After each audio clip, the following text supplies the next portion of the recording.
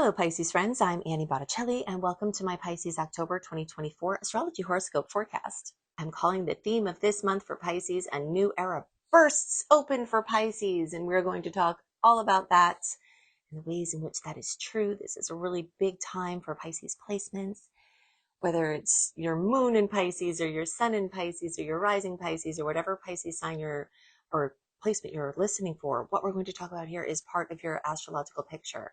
And if you're a very late degree Pisces friend, so birthdays around March 15th through the rest of the sign, or Pisces degrees like 23 degrees through the rest of the sign, I suggest you additionally listen to my Aries report because you very late degree Pisces friends will benefit from both readings. So part of this new era bursting in, we'll just get right into that, is that in September, there was an eclipse right here, 25 degrees of Pisces, and this is a catalyst for a new time. This Pisces Virgo eclipse cycle runs into 2027, so a new portal has been opened where things could actually be really different for you. Sometimes you have to take an active role in your destiny to make that happen, but there will be definitely lots of opportunities in these cycles that will be every 6 months from now until into 2027 as these eclipses occur. There are a lot of details specific to the Pisces eclipse that I'm not going to cover here because this is the October report, and although we are still influenced by that September eclipse, I go into lots of details in my September report. So I am at the end of this going to link my Pisces playlist for YouTube viewers, and you can go back and listen to September to get those details, and podcast listeners, you can just scroll back, in time and get the September Pisces report to get all of those goodies because they still will be current. Going to add additional layers into what we're working with at this time. So we've got this new era that has bursted open, and then we have new layers of what's happening. So look at all of this Libra energy.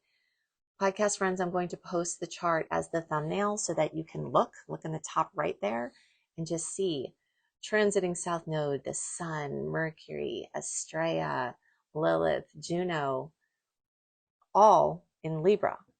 And this is going to herald a time of a few months where relationships are really key. And the Pisces eclipse also activated that because the Pisces eclipse activated the 1st and 7th houses, which are the Aries Libra houses. So you're not getting out of this story of me versus we and my stuff versus our stuff. This is going to be very, very active. So there'll be a lot of shuffling around of energy in those departments. But as you can see, one of the strongest things going on here are these Libra placements, and that includes on October 2nd, a 10-degree Libra solar eclipse. This is the second to last eclipse in a cycle that started in early 2023 and goes into the first half of 2025. And this is a new opportunity in relationships. So along with the new era that's being burst open from the Pisces eclipse cycle beginning, a new era is being burst open for Pisces in the arena of relationships, okay? And that's happening really for everybody because the solar eclipse is in Libra for everybody. But specifically for Pisces, this Libra eclipse is in the 8th house, as is all this other Libra energy, which is the second partnership house, which is the partnership with resources house. So new entanglement in relationships, merging of money, merging of resources. Scorpio in the 8th house represents everything that's underground, gems and precious metals that are mined. Those are all underground. Those are Pluto's domain. And this is what we're talking about here. So this relationship energy is about the relationship itself, but it's also about the depth, the intimacy, the resources. That can be your inner resources, your spiritual resources. That can be financial resources. That can be power. People in powerful positions may come up to be helpful now. You may be that person in the powerful position opening, opportunities now. But this is very much about merging, and this is very much opening a whole new way of doing relationships, a whole new era. Now, each of these planets or placements are like members at a party. So there's a major Libra party, and the location is the Scorpio house. So all the Libra party people are at the Scorpio house. So, these topics of diplomacy and tact and agreements or arguments that the sun may be bringing up to show you where the problems are, where the issues, where the crunkles, as I like to call them, are, just like knots of energy within your relationship space, so that you can have everything become elucidated with the sun, with the solar eclipse, for ideas of how to move forward. So each of these members brings something different to the party. And I always really imagine it like a party. And there are the personality types that are embodied by each of these placements. And they bring different things to the table, to the discussion. So the South Node is all about the energy of karmic release. And eclipses are really like this. So the South Node represents past life energies and karma and what you need to release. And in the 8th house, the transit suggests a period of releasing old patterns related to shared resources or deep emotional attachments or issues of power and control of self or within relationships. It definitely brings up the topic of relationship dynamics. Since Libra is a sign of partnership and the Scorpio energy is the partnership, it's definitely indicating this need to move away from unhealthy relational patterns, things involving codependency or over focus on power. And there will be opportunities to do that. And then the solar eclipse comes in and brings that new energy of what this can look like, what this new era, this new way of being can look like. The sun at this party illuminates. It brings in the topic of lightness and awareness. It can highlight these issues. So basically, the sun is like a spotlight in a dark room. You can see everything that's great about that room. The colors look better, the details of maybe ornate, workmanship in the wall, all of these things the sun brings to awareness. But it can also show you the cracks and the cobwebs and the dust. So, this is about illumination. It can also illuminate secrets that need to be addressed. And all of this can be about secrets coming up or very deep unconscious pieces of information coming out. It can definitely be a time of deeply personal insight and transformation. Then we have Mercury adding to the party. And this is communication. But the 8th house is about deep matters. So Mercury in the 8th can bring these conversations or these thoughts about taboo subjects, about financial matters, about legal matters, about legacy and wills, the things that people don't really want to talk about, death and what happens after, joint finances, anything like that, psychological topics, psychological patterns. So this Mercury can bring these important discussions around the shared resources, around the options, around the intimate matters. Also, Mercury rules analysis. So there's this analytical depth. Okay, so Mercury on its own can be more superficial, but when combined with Scorpio, it's this really deep, deep, deep analysis. So things involving contracts and joint ventures, you might be really scrutinizing them. And of course, remember, we're in the Mars retrograde web. It's not officially retrograde yet, but we are deep into that shadow period as every day passes past October 7th. We're going deeper, deeper into Mars shadow period. And, Mars is a co-ruler of the 8th house. So all of these matters are really going to pierce through any illusions or blocks. Then we have the asteroid Astrea, which has to do with prophecy and intuitive abilities or cosmic insights. Things having to do with even the stars, how the stars can help you. Significant dreams, intuitive hits about relationships, definitely a time to trust your judgments. Then we've got Lilith adding to the party, the rebel, the empowerer, the wild, untamed energy that, relates to the feeling of abandonment or rejection and the empowerment that comes from healing that. Can also be a time to break free from the restrictions of taboos or to break free from addictions in any of these areas. Then Juno at the party has to do with commitment, has to do with partnership again, has to do with marriage, long-term partnerships and agreements. This can bring up the topic of commitment, fairness and balance and respect, and can bring a lot of opportunities to merge as all of these things can. The energy of transformation is definitely afoot because that's what the eighth house rules. So, this time can definitely be a profound period of transformation within your relationships. And then, as many of these planets move through Libra, they will get into the sign of Scorpio and meet Venus there. So, this energy of Scorpio, even as the month develops, is just going to be more Scorpio. So I've given you some ways you may see the eclipse and these other energies manifest, but I have an eclipse resource page. And when you go to anniehelpsyou.com and you sign up for my free email newsletter, in the welcome letter that you get, that eclipse resource page link will be there if you want to go deeper into how all of these eclipses may, when I say all of these eclipses, I mean the Pisces eclipse, but in the first house, because that's where it is for you. So the energy of Aries, the Libra eclipse, but in the Scorpio house. Okay, so, there are 4 levels of what you can look at that resource page. So I'm not going to go into more of that now. Let's talk about what happens as the planets are going to progress. The Sun, Mercury meet Venus here in Scorpio. This is going to be lighting up your 9th house. So have 3 fabulous aspects. October 4th, Venus will trine Saturn. It will come and make a fabulous aspect here. On October 15th, Venus is going to trine Neptune. And on October 17th, Venus is going to make a 60-degree angle called a sextile with Pluto. These are favorable angles. The days around those days, all of the Venus goodies, relationships, money, finances, design, artistic flair, self-confidence can get amazing boosts. And since specifically for Pisces, 2 of these aspects are in the first house, this is very much about revitalization. This is very much about your physical body. This is very much about your appearance, about your health, about your wellness, about what you're bringing to the world, how you're showing up, and how people know you and see you.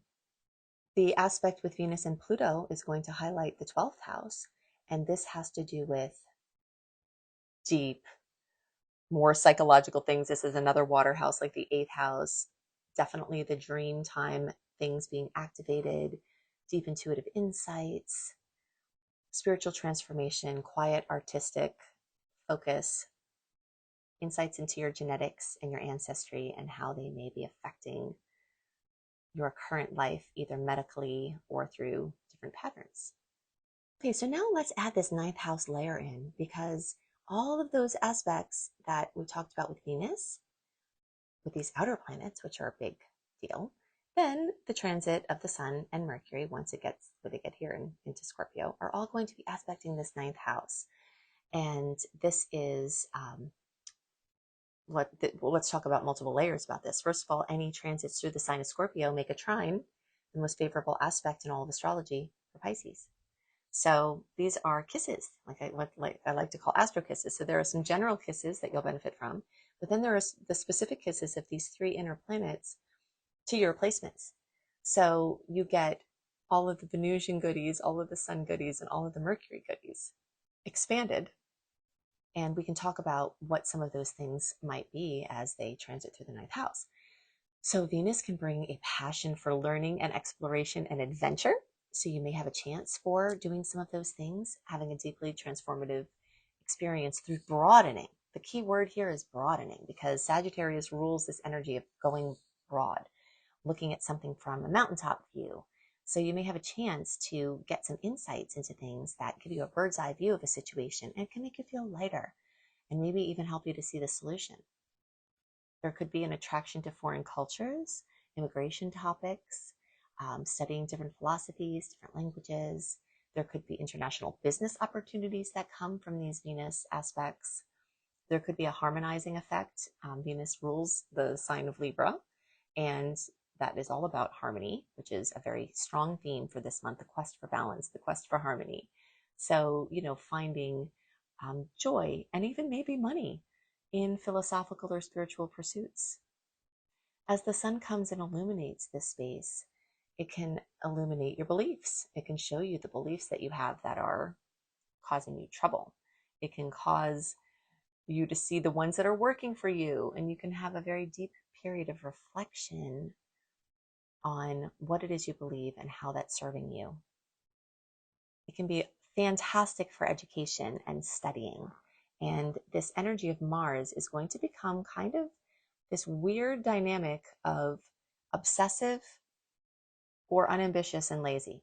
So during this cycle, which is very long, it goes well into 2025 of Mars shadow period, then Mars retrograde, then Mars post-transit shadow period, this edge of Mars can turn into laziness and just complete non-interest in certain things, but it can turn into obsessive, hyper obsessive monofocus.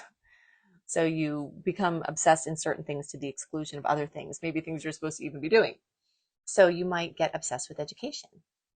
You might have a love interest obsession.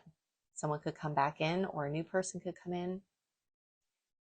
There could be personal growth, things having to do with these perspectives, this expansion of your perspective. Then Mercury moving through Scorpio in the 9th house. Again, this depth, because we're mixing Mercury, which is the intellect and the conversation, and then we're putting it in Scorpio, adding the depth, and then we're putting it in the broad Sagittarius viewpoint. So there could be deep learning, there could be deep conversations, there could be deep study, there could be deep progress related to any of these topics. So all of this combined influence, is just very much about adventure and exploration and broader insights. You could have armchair warrior moments where you really get to have some cool experiences from some things that you watch, or some immersive experience, or you may actually go and do and see some really important things. Let's talk a little bit about the Mars retrograde energy, because this is going to definitely be a thing that is deepening. Retrogrades are not something to fear, they're just something to be aware of. And one of the things to be aware of in Mars retrograde is that you may get lazy. And if you can let that be okay, unless it's something you really have to do, just like a general waning of interest. You could become more bored. And also we have to add to this, on October 9th, Jupiter is actually going to go retrograde until February 4th, 2025. So between Jupiter, which is the ruler of the 9th house, which is this, ambition for broad visions and big goals. And then Mars is the oomph, it's the power behind creating outcomes.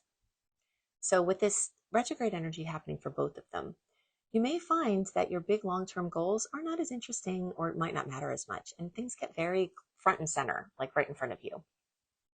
And if you know that's going on, then you don't have to say, gosh, what's wrong with me? I used to be interested in this stuff, and now I'm not.